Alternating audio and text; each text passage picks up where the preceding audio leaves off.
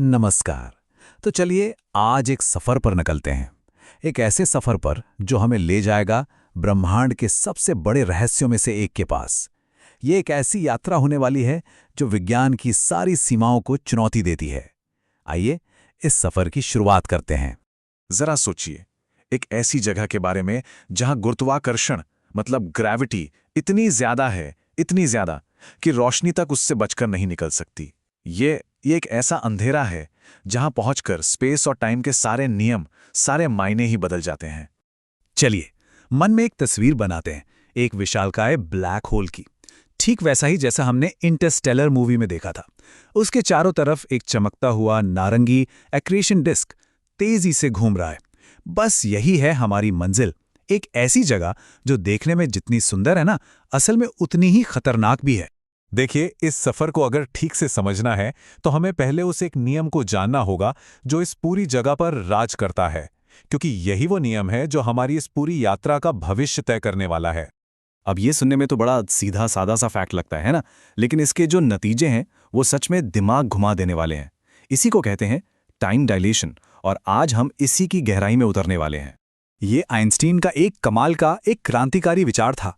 उन्होंने ही हमें बताया कि ये जो स्पेस और टाइम है ना, ये दो अलग अलग चीजें नहीं हैं, बल्कि ये तो एक ही चादर का हिस्सा हैं, जिसे हम कहते हैं स्पेस टाइम। और जो बहुत भारी चीजें होती हैं वो इस चादर को मोड़ सकती हैं, उसमें झुकाव पैदा कर सकती हैं।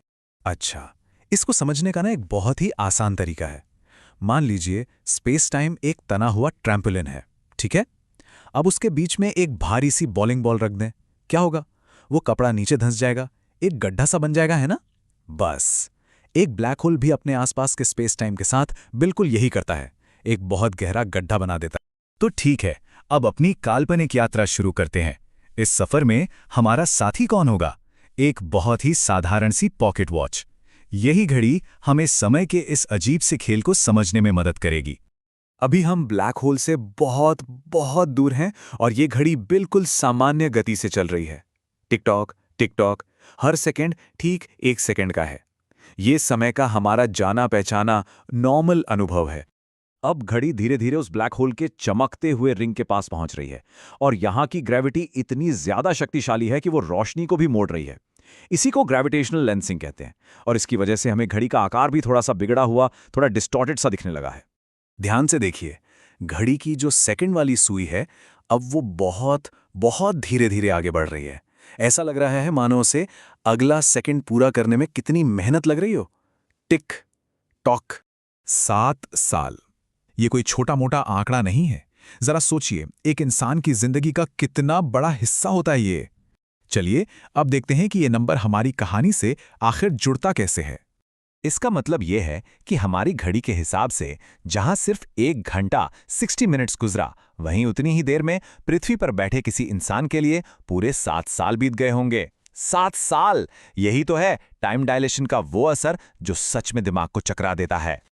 अब हमारी यात्रा एक बहुत ही निर्णायक मोड़ पर आ चुकी है। हमारी घड़ी उस आखिरी सीमा के पास पहुंच रही है, वो सीमा जहां से वापसी का कोई भी रास्ता नहीं है। इस सीमा को कहते हैं इवेंट होराइजन।